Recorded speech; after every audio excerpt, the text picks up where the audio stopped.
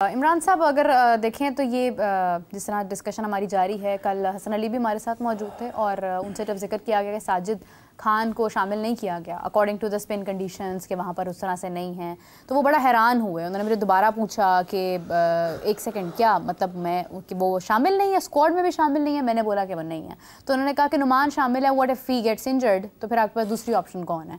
और साजिद जो कि मैन ऑफ द सीरीज़ रहा, जिसने 19 विकेट्स निकाली हैं और उसने अपने बयानात भी जारी किए थे और उसने ये भी कहा था कि मैं जो बोल रहा हूँ फिर उसके बाद मुझे शायद इसका भी नुकसान हो कि जब आप बहुत बड़ी कारकर्दगी दिखा देते हैं तो फिर आपको उसके बाद अगेन स्नब कर दिया जाता है। तो Hasan Ali was very shocked after listening that कि Sajid Khan is not in the team, squad में शामिल हो सकते थे। वो कैसे कहीं से मतलब जंगल से आए थे कि उनको ये नहीं पता था कि साजिद खान पाकिस्तान हाँ, के लिए नहीं पता था, वो अपनी प्रैक्टिस में अपनी मैच में जा रही हैं, शायद नहीं उनका ध्यान था इस तरफ। चीजों में हाँ, लेकिन ये है कि ये थोड़ा हार्ड वर्ड बोल रहा हूँ, हाँ, मतलब उनको थोड़ा सा ट्विस्ट करना आता है चीज़ों को। हसन अली को वो मशहूर भी है इन बातों में ना टीम के अंदर। हाँ, सो सवाल आपका जो है कि नहीं, लेकिन आप देखें ना कि पॉइंट तो ठीक है ना कि आप चले स्क्वाड में शामिल कर लेते, प्लेइंग 11 में ना शामिल करते। वैसे मजे की बात है, उनको भी नहीं पता था कि उनको निकाल देंगे या रख लेंगे, उनको भी नहीं रखा उन्होंने। वैसे उन्होंने इसके बारे में बैकग्राउंड बताई है कि पहले मुझे कहा गया कि आप हैं, हाँ, फिर उसके बाद मैनेजमेंट चेंज हुई और फिर कहा गया कि आप नहीं हैं। आज वो मैं जब LCC में था तो पूरा ग्राउंड के चक्कर लगा रहे थे, मेरे सामने 7-8 चक्कर तो उन्होंने लगा लिए थे। हाँ, सो आते हैं आपके सवाल की जानिब। तो सवाल आपका ये कि स्पिनर साजिद खान, देखिए दुनिया के अंदर एक फार्मूला है कि जो कंसिस्टेंट परफॉर्मर होता है उसको आप कैरी करते हैं, उसको आप बेंच पे बिठाते हैं एज पर कंडीशन। ठीक है, आपको लगता है कि आपकी कंडीशंस साजिद खान को सूट नहीं करती हैं तो आप उसको कम से कम साइड अपने साथ तो बिठाएं। आप उसको ड्रॉप करके मैसेज क्या दे रहे हैं कि आइंदा कारकर्दगी मत दिखाना, कि मतलब कि तेरे लिए विकेटें हमने इस तरह की बनाई हैं, खड़ा विकेटें, और जो साउथ अफ्रीका में विकेटें वो तेरे लिए नहीं है। हाँ, मतलब आप उसको ये बताना चाह रहे हो कि तू इन्हीं विकेटों पे आउट कर सकता है, तू उन विकेटों पे आउट नहीं कर सकता। ये स्ट्रेटेजी ये और ये दिमाग सिर्फ आकिब जावेद का चल सकता है और किसी का नहीं चल सकता, क्योंकि उनके फैसले कभी कभी बहुत अच्छे होते हैं और कभी कभी समय से भी बाहर होते हैं। जब से मैं उनको देख रहा हूँ और कुछ और भी चीज़ें, खैर। लेकिन आप स्पिनर अगर वो कह रहे हैं कि कौन स्पिनर है, ठीक है, नुमान के बाद आपके पास बहुत लेजेंड स्पिनर हैं, और तो आपके पास साइम अयूब स्पिनर हैं, आपके पास सलमान अली आगा हैं, लेजेंड स्पिनर्स हैं जो पूरी टीम आउट कर सकते हैं। सो नुमान और साजिद का, साइम का कंपैरिजन एक्सपीरियंस के वो तो यही समझते हैं ना, वो तो यही समझते हैं। देखें, अब मैं इसको ना नूरा क्रिकेट ही कहूँगा कि अगर आप प्रोफेशनल्स के साथ नहीं जाते और आप पार्ट टाइमर्स के साथ जाते हैं, पार्ट टाइमर्स किसी हद तक तो आपको एक गैम्बल है ना, आप खेल रहे हैं पार्ट टाइमर के साथ, लेकिन दुनिया क्रिकेट के अंदर प्रोफेशनल्स को हमेशा कैरी किया जाता है।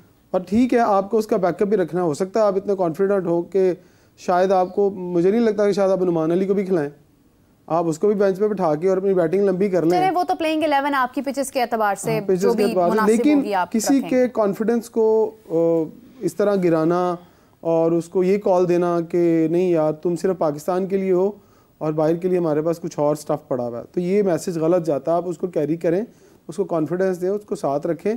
अगर आपने बाकी कई लोगों को माजी भी आपने सैर करवाई है, मैं इब्रार अहमद को बहुत साल हमने इसी तरह, मतलब आप इब्रार की बात करें, जब से मैं क्रिकेट को फॉलो कर रहा हूँ ना, हमने आई थिंक सो कोई 2 दर्जन ऐसे प्लेयर होंगे, अगर मैं पूरा रिकॉर्ड निकाल लेना, तो आपने बड़े लोगों को सैर कराई है, बड़े लोगों को टूर्स करवाए हैं। तो फिर एक आधा टूर साजिद खान को भी करवा देते कि चल यार तू चल हमारे साथ।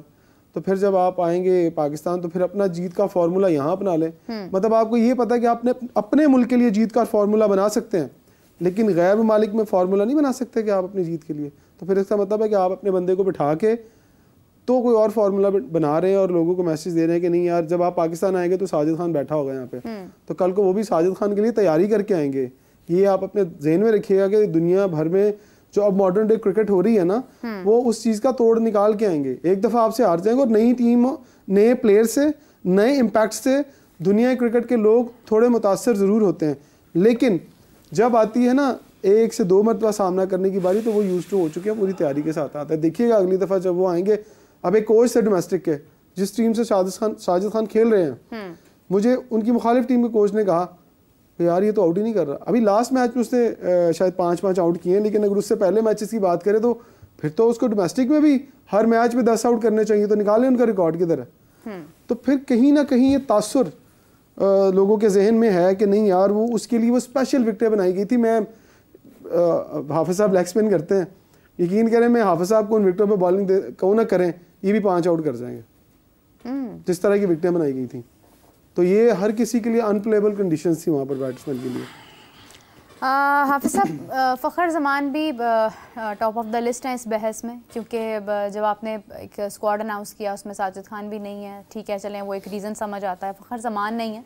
कहा जा रहा है कि उनकी फ़िटनेस के इश्यूज़ हैं, कुछ ख़बरें ये भी रिपोर्ट हुई कि उनको हाइपर थायरॉइडिज़म है, लेकिन उसके बाद कुछ ज़रा ये भी बताते हैं कि जब फ़खर ज़मान से इस खबर के बारे में पूछा गया तो फ़खर ज़मान ने कहा कि आई डोंट थिंक सो कि ऐसा कुछ है, मैं फ़िट हूँ, मैं खेल भी रहा हूँ। और आगे वो अभी आज भी उन्होंने खैर लंबी बैटिंग नहीं कर सके मगर खेल रहे हैं। अगर इतने बीमार होते तो फिर तो वो यहाँ भी शामिल ना होते।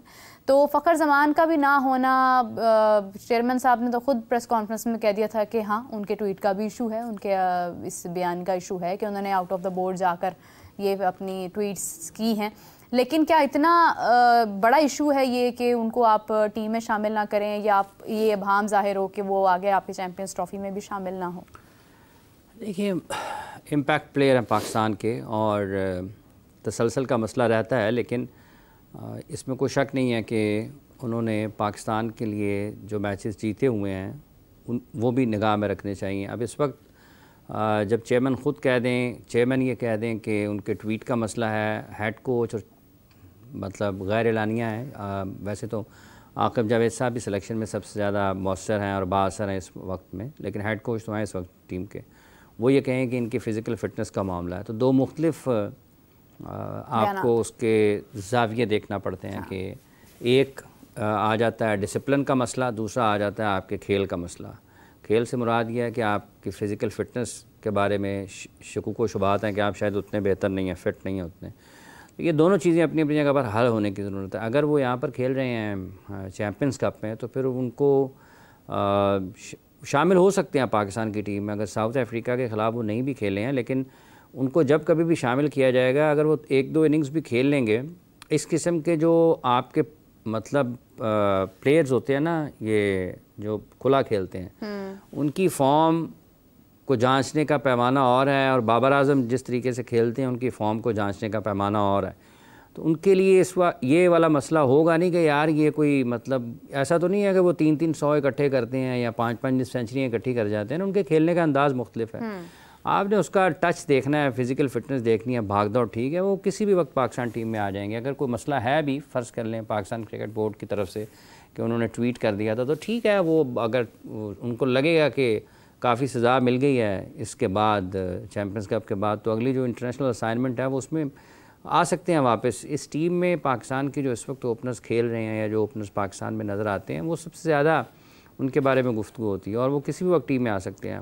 साउथ अफ्रीका के ख़िलाफ़ होना चाहिए था उनको। अगर फ़िज़िकल फ़िटनेस का ही मसला था तो फिर तो वो चैम्पियंस कप में भी ना होते ना। तो हो सकता है कुछ और बेहतरी की ज़रूरत हो, लेकिन वो टीम में किसी भी वक्त आ सकते हैं। इसमें कोई ऐसा नहीं है कि दूर हैं टीम से, ठीक है, मुश्किलात हैं। वो कनेक्शन कैंप में गए थे, उस वक्त वो इतने इंपॉर्टेंट थे कि उनको कनेक्शन कैंप में भी बुलाया गया, और उसके बाद वो इतने गैर अहम समझे जा रहे हैं कि शायद उनको पाकिस्तान टीम के करीब भी नहीं आना जा रहा। तो ये दो इंतहाएँ हैं पाकिस्तान क्रिकेट की, वो हकीकत है, इसको सामने है सबके। इसमें कौन सी ऐसी कोई छुपी बात तो नहीं है कि चेयरमैन ने खुद कहा है कि उसके ट्वीट का मसला है, तो फिर ट्वीट का मसला है। बिल्कुल सही बात है। और जैसा हाफिज़ आप कह रहे हैं कि अगर वो साउथ अफ्रीका सीरीज़ में नहीं भी हैं तो ये इस चीज़ का इसकी तरफ ये ध्यान नहीं जाता, उसको भी फ़र्क नहीं पड़ेगा। वैसे मैं वो वापस आएगा, हाँ। वो फॉर्म कर जाएगा, वो जिस किस्म का खिलाड़ी है। और पहली इनिंग्स में अगर 100 कर दे वापस आके, कहाँ गई फॉर्म, कहाँ गई फिटनेस, वो अपनी फ्लो से खेलता है। हाँ, उनको फ़र्क नहीं पड़ना। वो डिफरेंट किस्म का प्लेयर है, वो मतलब अब्दुल्ला शफीक नहीं है, वो बाबर आजम नहीं है। हाँ। तो खेलने का अंदाज़ मुख्तलिफ है, और जिन लोगों ने सिलेक्ट करना है उनको पता है उसकी सलाहियत क्या है। वो ऐसा नहीं है कि वो किसी से ढकी छुपी हुई है, वो सब लोगों को पता है कि वो क्या कर सकता है। जैसे वो लास्ट टाइम PSL से पहले आतिफ राना साहब से मैंने पूछा कि फ़खर ज़मान क्या शामिल होंगे लाहौर कलंदर्स में, उन्होंने कहा फ़खर पाकिस्तान, फ़खर ज़मान फ़खर कलंदर ही रहेंगे, वो शामिल होंगे, लाजमी होंगे। एक बात कहूँगा, जब मिसाल ऐसी है ना बंदरिया के, जब पाँव जलते हैं तो अपने बच्चों को भी नीचे दे देती है। हाँ, तो पाँव किसके जल रहे हैं तो आप समझ जाएं किसके जल रहे हैं। नहीं, आप मुकम्मल बात करें। मिसाल तो कहीं भी जा सकती है। जिन्होंने उन्हें टीम से निकाला उन्हीं के पाँव चलते थे ना। अच्छा, कि जब अगर वो अपनी मर्जी से रख लेते, अभी नए नए तो आए थे, तो क्या पहले दिन ही मैनेजमेंट से फड्डा ले लेते? वकार यूनुस का हाल नहीं देखा? वकार यूनुस ने मैनेजमेंट से फड्डा लिया, उठा के बाहर फेंक दिया कि सर वो 50 लाख खाली नौकरी है, साइड पे बैठो जाके अंडर 19 की विमेंस टीम को, अंडर 19 के बच्चों को, और आप डोमेस्टिक की जो हमने नया फॉर्मूला बनाया वहाँ जाके उसको ज़रा देखें जाके, आपका यहाँ काम नहीं है, हमने और बंदे रखे हैं, उनको डिस्टर्ब ना करें। सो आकिब जवेद बहुत समझदार है, वो अभी उन्हें लंबी नौकरी करनी है और इस सेटअप के साथ, और वो ये सोच कर आए हैं। लेकिन मेरा नहीं ख्याल कि आपकी 2-3 बड़ी हारें आपको बचा सकती हैं, अल्लाह ना करे। हम तो चाहते हैं कि यही बात है कि हम जजमेंटल बहुत जल्दी हो जाते हैं हम लोग, even I will include myself as well. हम लोग बहुत जल्दी डिसीजंस ले लेते हैं। हम किसी को 1-2 सीरीज़ के बाद, 1-2 मैचेस के बाद हम कहते हैं नहीं ये नहीं खेल रहा है, इसको निकाल दो बाय।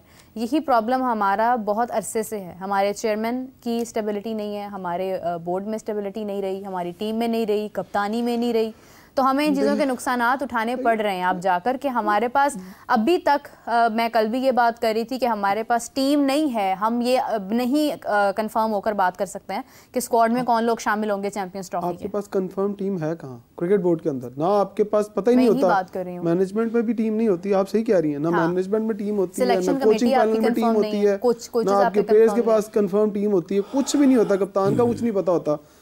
दुनिया में एक फार्मूला है क्रिकेट को फॉलो करने का, जो लोग आज जीत रहे हैं ना, जो लोग आज ऊपर हैं, से चल रहे हैं, उनका प्लान 2-2, 3-3 साल का होता है। वो एक कोच अगर अंडर 19 के साथ, मैं आपको राहुल द्रविड़ की मिसाल दे देता हूँ, बहुत बड़ी मिसाल है, जो लोग वो नीचे से तैयार करके लाया ना 2-3 सालों में, वो कल को उन्हीं को अगर हेड कर रहा था नेशनल टीम के अंदर। उन्हें पता था कि मैं क्या नीचे से लेकर आया हूँ, मैंने क्या आगे लेकर इनको चलना है। तो जब उसने अपना मिशन कंप्लीट कर लिया, सो वो पीछे आ गया, उसने सर नहीं अड़ाए रखा कि मैंने तो वर्ल्ड कप जिताया, मुझे तो आगे लेके जाओ।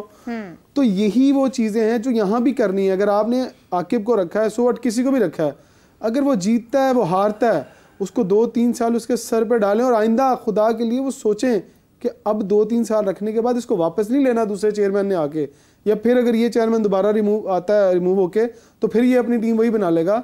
सो ये क्राइटेरिया आपको इंटरनेशनल क्रिकेट के स्टैंडर्ड्स के ऊपर करना है। ये आपको अपने मेंटल स्टैंडर्ड के ऊपर नहीं करना है कि मेरी पसंद का बंदा आ गया है।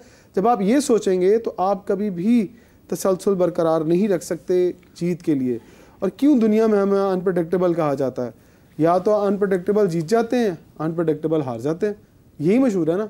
कभी या तो मुसलसल हार रहे हो, ठीक है यार हम तो बिल्कुल ही फारे हैं, फिर हम ये भी कहते हैं यार टैलेंट बहुत है, पाकिस्तान में टैलेंट की कमी नहीं है। ये सुनते सुनते मुझे आज 30 साल हो गए, लेकिन हमें कभी मुसलसल जीतते हुए टैलेंट की कमी नहीं है, लेकिन प्लेटफॉर्म ठीक से यूटिलाइज नहीं किया जा रहा। दैट इज द प्लानिंग कि टैलेंट निखार कर सामने लाने वाले जो हैं वो शायद इस चीज़ पर इतना गौर नहीं करें।